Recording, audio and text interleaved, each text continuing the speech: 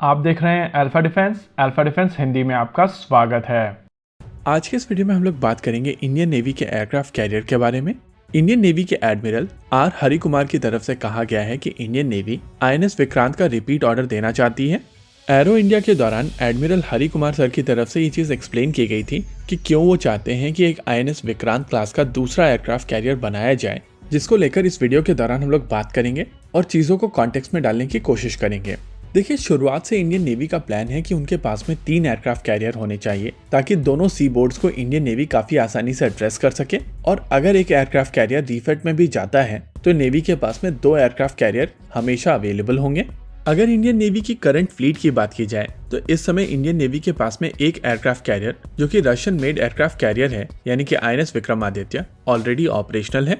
इस aircraft carrier के ऊपर से MiG-29K ऑपरेट किए जाते हैं, लेकिन एयरक्राफ्ट कैरियर के साथ में कुछ परेशानियां हैं जिसके वजह से इसमें बहुत सारे रिफिट होते रहते हैं। वहीं पर अगर दूसरे एयरक्राफ्ट कैरियर की बात की जाए तो आईएनएस विक्रांत ऑलरेडी पूरी तरीके से बना लिया गया है और इस समय ये इंडियन नेवी के बेड़े में शामिल किया जा चुका है। इस एयरक्राफ्ट कैरियर के ऊपर इस समय फ्लाइट टेस्टिंग चल रही है, लेकिन जिस तरीके की एयरक्राफ्ट फ्लीट इंडियन नेवी के पास में है उस हिसाब से इस एयरक्राफ्ट कैरियर को पूरी तरीके से ऑपरेशनलाइज होने में थोड़ा और समय लगेगा। इंडियन नेवी के पास में इस समय लगभग 42 यूनिट MiG-29K ऑपरेशनल है और ये दोनों एयरक्राफ्ट कैरियर के लिए काफी नहीं है। इसी चीज को ध्यान में रखते हुए इंडियन नेवी की तरफ से फॉरेन OEM से कुछ फाइटर जेट अक्वायर करने की कोशिश की जा रही है और आने वाले कुछ महीनों के अंदर हम लोगों को इसको लेकर कुछ और डिटेल्स मिल सकती हैं। वैसे मीडिया रिपोर्ट्स की मानी जाए तो Rafale fighter jet almost finalise हो चुके हैं, लेकिन ऑफिशियली इंडियन नेवी की तरफ से इस चीज को लेकर कोई भी कंफर्मेशन नहीं दी गई है और इसी वजह से मैं पर्सनली थोड़ा और वेट करूंगा। अगर तीसरे एयरक्राफ्ट कैरियर की बात की जाए जिसको शुरुआती दौर में आईएनएस विशाल कहा जा रहा था, तो उसको लेकर नेवी का मानना था कि ये एक 65,000 टन डिस्प्लेसमेंट वाला एयरक्राफ्ट कैरियर होगा।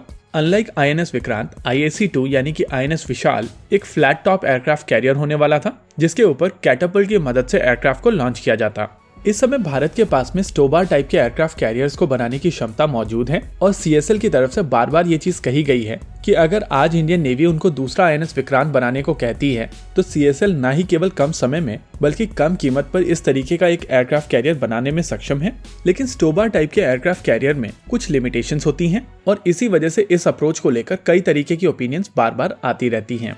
अगर आप स्टोबार और कैटोबार टाइप के एयरक्राफ्ट कैरियर्स को कंपेयर करेंगे तो आपको समझ में आएगा कि दोनों ही केसेस में रिकवरी मैकेनिज्म लगभग सेम है, यानी कि जिस तरीके से एयरक्राफ्ट कैरियर के ऊपर लैंड करते हैं वो दोनों ही तरीके के एयरक्राफ्ट कैरियर्स में सिमिलर है, लेकिन जो टेक ऑफ करने का तरीका है वो डिफरेंट है।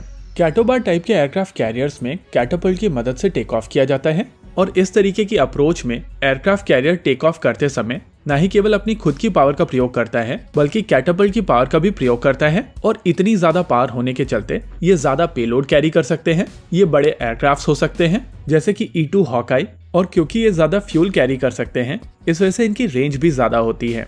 इंडियन नेवी का जो कैटोबार कॉन्सेप्ट था उसमें most likely electromagnetic launch system का प्रयोग किया जाना था और इसी वजह से माना जा रहा था कि काफी हद तक ये चाइनीज फुजियान एयरक्राफ्ट कैरियर को एड्रेस करने में सक्षम होता। लेकिन नॉर्मली एयरक्राफ्ट कैरियर्स को बनाने में बहुत ज्यादा पैसा लगता है, बहुत ज्यादा समय लगता है और बहुत ज्यादा पॉलिटिकल विल लगती है। इन सभी चीजों को देखते हुए इंडियन नेवी की तरफ से एक बीच का रास्ता निकालने की कोशिश की जा रही है और इंडियन नेवी चाह रही है कि वो विक्रांत क्लास का एक और एयरक्राफ्ट कैरियर बनाए जिसमें कुछ मॉडिफिकेशन करके उसको और ज्यादा एडवांस बनाया जाए। इस अप्रोच के चलते इंडियन नेवी के पास में जो समय है उसका यहाँ पर प्रयोग किया जा सकता है और CSL में जो फैसिलिटी क्रिएट हुई है उसका भी प्रयोग होता रहेगा।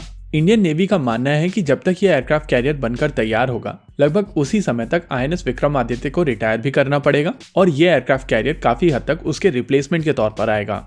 यानी कि माना जा सकता है कि आईएनएस विशाल IAC-2 की जगह पर IAC-3 हो जाएगा और जब IAC-2 बनकर निकल कर आएगा तो उसके बाद IAC-3 बनना शुरू होगा। हालांकि इसकी डिजाइन पहले ही कंप्लीट कर ली जाएगी और ये सारी चीजें इंडिकेट करती हैं कि इंडियन नेवी अपने सभी रिसोर्सेज को इफेक्टिवली यूज करना चाहती है और प्रैग्मेटिक सोच के साथ में उनके पास जितने रिसोर्सेस हैं उनको इफेक्टिवली यूटिलाइज करने की उनकी कोशिश हमेशा चलती रहती है। हालांकि पर्सनली मेरा अभी भी मानना है कि इंडियन नेवी को एक फ्लैट टॉप एयरक्राफ्ट कैरियर के साथ में ही जाना चाहिए और अगर डिस्प्लेसमेंट विक्रांत क्लास का रखना भी है तब भी एक फ्लैट टॉप एयरक्राफ्ट कैरियर ज्यादा सेंस बनाता है।